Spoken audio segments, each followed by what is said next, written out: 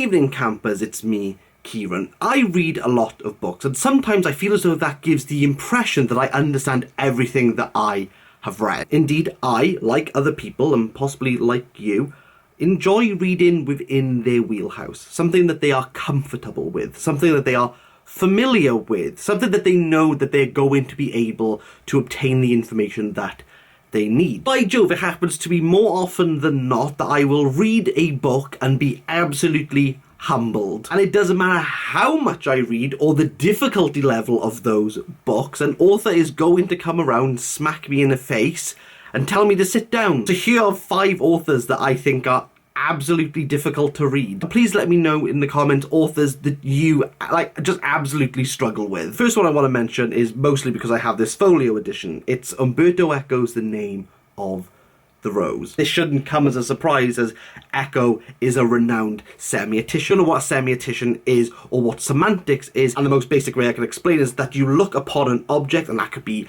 a word, it could be an image, it could be whatever, and the connections that can be made towards it. Eco was an expert in his field. Actually, when he wrote The Name of the Rose, he said that he wanted to give readers a really difficult climb. So the first 100 pages are purposefully constructed to be absolutely difficult. But really, and I got rid of that book the second time that I read it because I had absolutely no understanding what was going on. It is considered his best work, Foucault's Pendulum. The only way I can describe Foucault's Pendulum is that it is conspiracy theory for academics, and the academics within this small town basically come up with a theory that the Rosicrucian uprising is going to happen, and through semiotics end up making connections in the most complete absurd way that you just have to try and follow. Then we move on to the other side of the world and the occult get involved and someone's hiding in a museum. It's all absolutely confusing, and I would just be lying if I said I followed this book. I would say all of Umberto Eco's work take a tremendous amount of mental strain trying to follow this wonderful semiotician, like just having fun in his field and making the bizarrest connections and trying to pull them off. And maybe he does pull them off, but I'm not entirely smart enough to understand how. Second most difficult author to me is someone I've not even finished a book by. I would say that I finished As I Lay Dying, but it took me 3 months. Couldn't grasp any of it, which is weird because of how simply it's written. But I have given up trying to read Absalom by William Faulkner. Maybe I'm not giving myself enough credit, because after researching Faulkner, I understand that Absalom sits in like a wider timeline of books. So the writing style is very particular with Faulkner. I just can't follow it. And I'm a little bit jealous that there are people who can just devour Faulkner and say everything about Faulkner, and I can't. I'm noticing that this video is in reverse chronology, and we're just going to stay with that. Hegel. Oh, Hegel. Oh, I hate this man. I hate everything about Hegel and everything he stands for. I find it a little bit bemusing that within the online space, people who want to look intellectual will happily throw Hegel and will throw phenomenology. Personally, that word is very difficult to say. I thought just saying phenomenology was hard. Have you tried to read Phenomenology by Hegel? It makes absolutely no sense. I tried to put Hegel into one of my dissertations when I was doing my master's, and I just dropped it. You know why? Because I have a life. I had things to do. I had people to see. I don't need to wear the t-shirt. I just have flashbacks of me in university library reading Hegel, and just like for 3 hours reading the same 2 pages, just going, I don't understand what this man is talking about. I mean, should I be surprised that a German philosopher had the best of me? Absolutely not. When you're reading these authors, it's very difficult to find the light at the end of the tunnel. And I might revisit some of these, because now I have a light. Who's a serious reader? You are! Oh, this is swanky. This is my ever seen I seen this. This is the best ever thing that you've ever seen, Dibs. Yeah! This is toy. This is a serious reader's lamp, because who's a serious reader? You're the serious reader. It's alright, it comes with a bookmark! Yeah! You can have that for your Alice in Wonderland book. Yeah! You have to start it and then it turns on. What do you think? Nice. I think it looks like the sun one. It looks like the sun, yeah. And it's helping it to my hand. I think this one is pretty good, actually. Compared to this one? So that's this one. This one's better. There's one in here. Well, Dora, did you know if you use the code KDBooks, you can get a free compact light when you have your own job? And I just use it for this little bit. You can use it for this little bit. Yeah.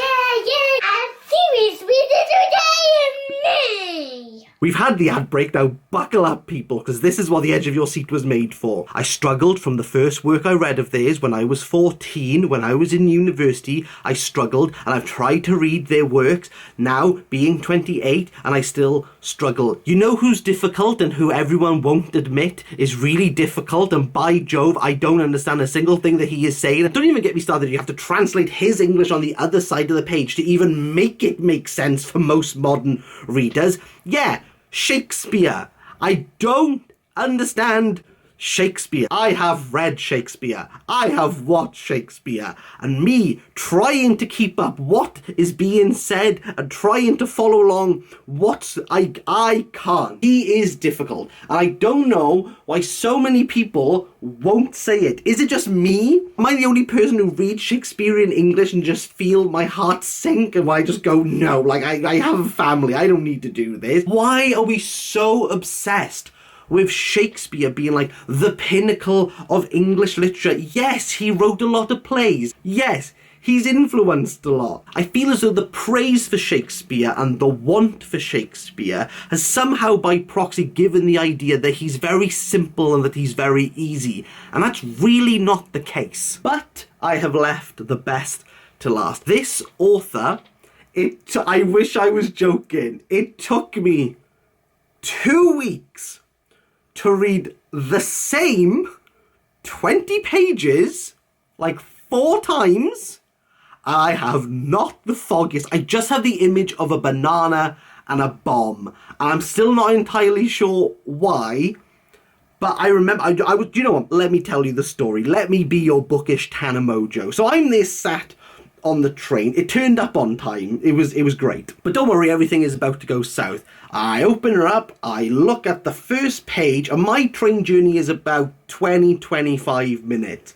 And I did not move the page. And the person by the side of me went, "Are you still reading the first page?" Like, they generally thought I was some numpty who was just looking at one page and couldn't read the damn thing in 20 minutes. And I looked to them and I just went, I think I'm drunk. I don't even know how people are able to read 700 pages of Gravity's Rainbow by Thomas Pynchon. I know Thomas Pynchon has a reputation. And every time I go into a second-hand shop and see Gravity's Rainbow, and the spine's never really cracked, I'm not the only person who gave up very early. I pick it up, I read the first page, and just go, no. The majority of the reviews of Gravity's Rainbow are just people saying that they've read Gravity's Rainbow and that they're glad to have got through it. I don't think the marginal street cred I will get within bookish communities will outweigh just the knowingly confusing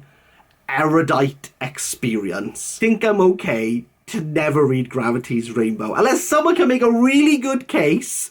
Apart from saying it's good, I'm not here for Pynchon. Don't think I haven't attempted Pynchon. I have tried to read The Crying on Lot 49, and do you want me to tell you something?